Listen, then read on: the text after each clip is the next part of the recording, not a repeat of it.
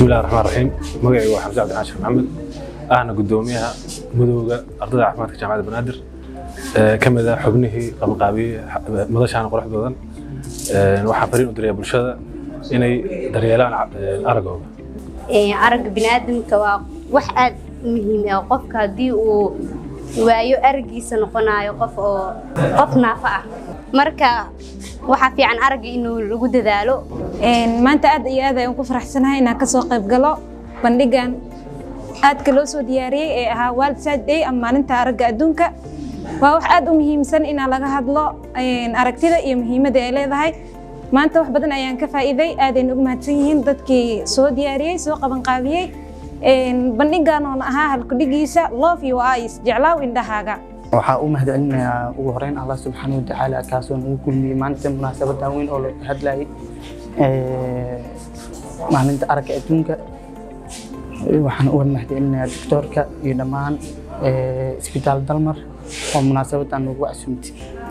maanta bulshada Soomaaliyeed waxa uu hambalyeeynaya maalinta aragtida adduunka ee ku beegantahay 13 Oktoobar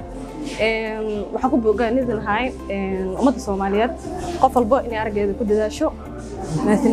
soo qolo waxa uu hambalyeeynaya Dalmar Hospital oo nagu caawiyay maanta inaan ka soo qayb galno barnaamijkan sidoo kale noo sameeyay training badan xaleena mahadsantiin aad ugu faraxsanahay inaan ka soo qayb galo barnaamijka World Sight Day oo ay gudbiso Love Your Eyes waxa leeyahay bulshada ay ka taxadira indhiina aad muhiim u yihiin xakamidii waxyaaba ilaahay nasiin macooyinka lixda laxaad ka mid yihiin waxa leeyahay aad u mahadsantiin Dalmar Hospital waan ku faraxsanahay inaan ka soo qayb galo bandhiga noo qabatay Dalmar Hospital World Sight Day indhaha jeclaaw indhaha waxa uu horeeyay nolosha Love Your Eyes waxaan aad ugu faraxsanahay maanta inaan ka soo qayb galo bandhigan ay noo qabteen dhaqaatiirta iyo maamulayaasha Dalmar Specialist Hospital sidoo kale maanta waa maalinta aragga adduunka qof kasto bini'aad oo Soomaali ah waxaan dhihi lahaa ka taxadir indhahaaga ka warqab caafimaadka indhahaaga Love Your Eyes waxaan maanta u dabaaldegaynaa 13 Oktoobar maalinta indhaha ee adduunka taasoo mar walba loo sameeyo halkudhig sanadkan halkudhigiisa waxaa laga dhigay jeclaaw indhahaaga oo ah ka taxadir mar walba fayadhowrka ama caafimaadka indhahaaga waxyaabo badan ay jiro caafimaadka indhaha lagu tijaabiyo soo dadka waxaa kula talinaa bulshada